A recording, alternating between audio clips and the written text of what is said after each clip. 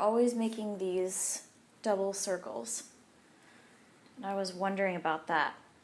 And it kind of reminds me of like the calendar and like eclipses and stuff. Now that we talked about that. Yeah, I got obsessed with Venn diagrams for a while, and I would make Venn diagrams, right? Yeah.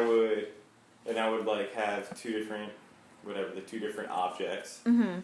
List their traits, their different traits, and the similarities, right? And then I would erase out or like cover up the outside circles after like a couple weeks, and then come back to it and see if I could guess what the two outer things that I was talking about were based on the middle thing.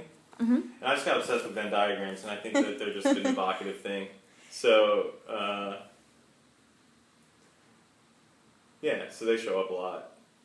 Like bodies merging. Yeah. Ideas merging. The focal point of the Venn diagram is always the gray area, which seems very meaningful to me. I think also the way you draw it too, because you don't like use a compass or anything to make perfect circles. It's like very much like a handmade circle, so it also brings up bodily, imperfect body parts or whatever. But I mean, the Venn diagram kind of like brings you to technology a little bit, just because it's like using information, bringing it together. Like I do that. Yeah, it's a scientific tool to some degree. Yeah. Or at least like a logical tool. Yeah. Like I do that a lot in my job, because I'm always taking information and like putting it together in a logical way in order to present an idea. Mm-hmm. So that like kind of reminds me of that. But you didn't have a lot of words, so I didn't go straight to the Venn diagram at first. So it was like more.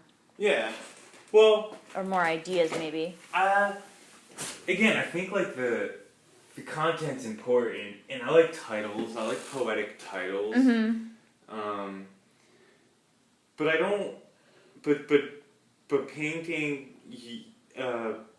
evoke an experience. They don't evoke a meaning. The meaning is created upon the reflection of that experience. Just like when you're on a trip somewhere and something happens to you and you don't really pay much mind, and then you get home from the trip and you think about that thing, and then you decide that it meant this or it meant that. Right. I think that's what paintings do. So like, I don't think the content should be heavy-handed, but there should be something that sort of like steers the viewer one way or the other, and maybe more importantly steers like you while you make it. Yeah, one way or the other. You have to have a reason. Maybe it's not concretely in words. Maybe you can't articulate it, but there are reasons for your decisions.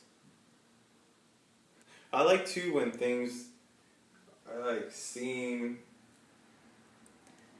like people like painters like to talk about like happy accidents and stuff. I think that's boring. But I think it's nice when like things are seemingly found. Impulsive or they look found, but you know that there's some they're from somewhere. Yeah, there's some human mark. Like you're like walking in the woods and you see a carving on a tree. And you don't know what it is, you don't know what the carving is, but you know that there's that touch of like human participation. I like that. I think that's good.